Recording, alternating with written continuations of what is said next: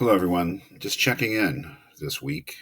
The second Fido reading. This is not easy reading. This is difficult reading, but that's just the way it is. It's reading the Fido is just such a absolutely essential thing, I think, for any course that takes a wide view of philosophy of death. I mean, you just simply have to read it because it's the classical philosophical defense, such as it is, of the idea of the immortality of the soul.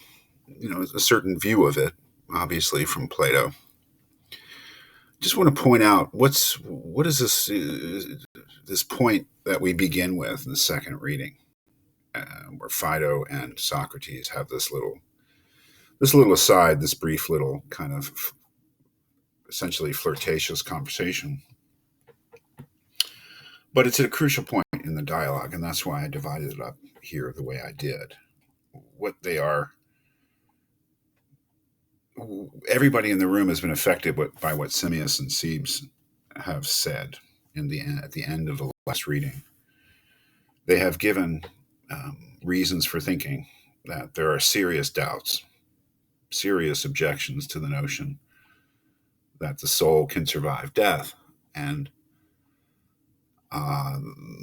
everybody in the room is sort of a little bit shocked. Socrates presented his ideas about the immortality of the soul, and this sort of beautiful idea that the philosopher is always preparing for death because it's only upon death, which, remember, crucially important to remember Socrates' definition of death as the separation of soul and body. Nothing could be more important in reading this dialogue than keeping that in mind. But this separation of soul and body, the way that Socrates painted it in the first part of the dialogue, is a liberation of the soul from the body. And the separation gives the philosopher his first real chance to get what he's always wanted, and that is true knowledge. So it all really just kind of makes sense in a way.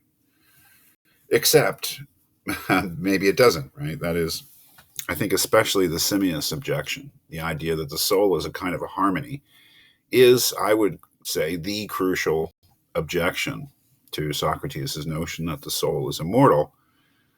And it's incredibly important to see that. That is, that if we, as Socrates does, define death as a separation of soul and body, someone could say, as Simmias does, well, that's fine. I mean, that makes sense that that's what death is. It's the separation of these two aspects of the human being.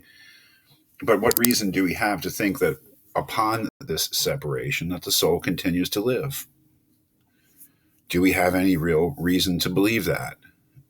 And so he says, why not think of the soul while it is attached to the body as a kind of a harmony?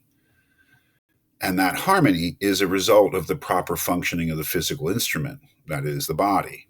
That the soul is distinct from the body, but it's dependent on it. That's the key issue, right? And that's what I think we really have to note and look at and think about.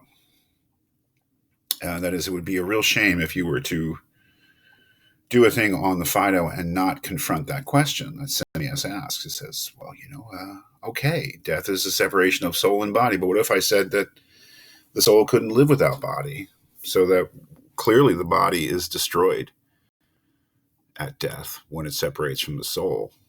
So if it's not around anymore to provide a support for the soul, then maybe the soul dies too. It's a eminently reasonable position. It's not necessarily true, but Plato and Socrates certainly see the strength of the argument. And so the reason that I'm sending out a video focusing on it is that everything that follows you can read, and you need to read, as a response to that challenge of Simmias, and Cebes too, who gives his arguments that the soul does not survive death either. I just don't find them as compelling, but they're just as important within the dialogue as Simmias's arguments. But everything that comes after now, everything in this reading, is really a response to those challenges. Is really Socrates saying, how can I overcome them? What arguments can I give? And how can we conceive of the soul in such a way that it would point to the idea that the soul does survive death. That's what the dialogue is really all about, is trying to come up with a defense of that position. That is a survivalist position, in the sense that there is some aspect of us, what he calls the soul, that in fact does survive death.